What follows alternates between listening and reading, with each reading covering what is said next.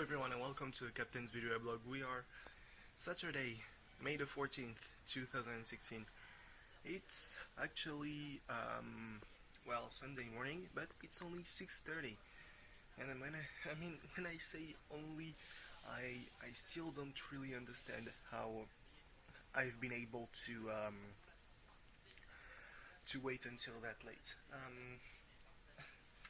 To be fair though, I know that until almost 2 a.m. I was too concerned with the Fortune Cup to do anything, basically. Because, that was the final match of A in the group stage, and I wanted to know if the board had managed to qualify, which they did not. That was pretty terrible, to be quite honest. So what is there? Oh yeah. So A lost 4-3 to TRV. The worst thing being that towards the end there was a 3-3, which wouldn't have helped A qualifying anyway. They were on the offense, and suddenly TRV decided to park the bus, as the saying goes. Except that they had the ball, they were on an offensive phase, and they scored. Just minutes before, Cowboy Bebop had a wonderful lob just over the bar. Yeah, so to be quite honest though, in yesterday's video blog that I kind of filmed it yesterday. More than 12 hours have passed since probably even the upload has ended. I went to sleep to have a cheeky nap. It was 6 p.m. and I thought, well, I'm not that tired. I will probably be up by 9. I woke up at 10:45 p.m., which means that everything that I talked about that I would probably miss, the cup, that I would have to watch, and that would not allow me to not enable me to watch anime, all of that just went through the trap door. The Eurovision, I missed pretty much everything. Like, I woke up literally just in time for Georgia, who were like 23rd to pass out of the 26 countries. The matches, I saw the last couple of minutes, with Marseille not being able to do anything more than a fucking tie against the last team. Though apparently they judged a goal offside where it wasn't. So yeah, that's kind of bullshit. It's going to help a lot when it comes to the final of the French Cup next Saturday. And yeah, the cup, I woke up just before the W-Int match that Int lost. So at least we're not ending in the fetus. SP has a nice shot at ending in the fetus. I made a little chart. The group that is the most contested right now is Group E. Like, every team, like almost all combinations of teams can still go through, with M and H, who are the current leaders, but there aren't really any leaders because it's a 3-3-3-3 group. The current leaders could go up together only if there are both draws because of the current standings. And worse even, there could be a playoff between WG and GIF, in case of a WG GIF draw, and whoever wins between H and M.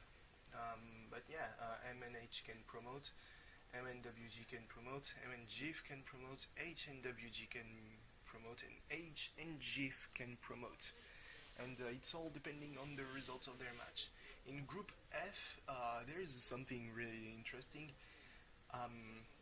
There could be a three-way tie for first place if E wins by 1 goal and I wins by 2 goals, which would seem a bit weird, complicated to do because I plays against Soch, who are the current leaders, and E plays against K, who are fighting not to be fittest. If K wins by 1 and Soch wins, there will be a tiebreaker. If E wins and I wins by 2, there's the tiebreakers. But besides that, it's fairly, all those groups are fairly how can I say, straightforward. The way to qualify is pretty straightforward. Team that wins goes through, which will not obligatory the case for Group D, for example. Group G is also a strange case because Psy would have to win by at least 4 goals, I think. Yeah, 4 goals, and would hope for a TG win by at least 4 goals to qualify. Or no, they could win if Biz wins. Apparently, they would need to win by more than 2 goals, though.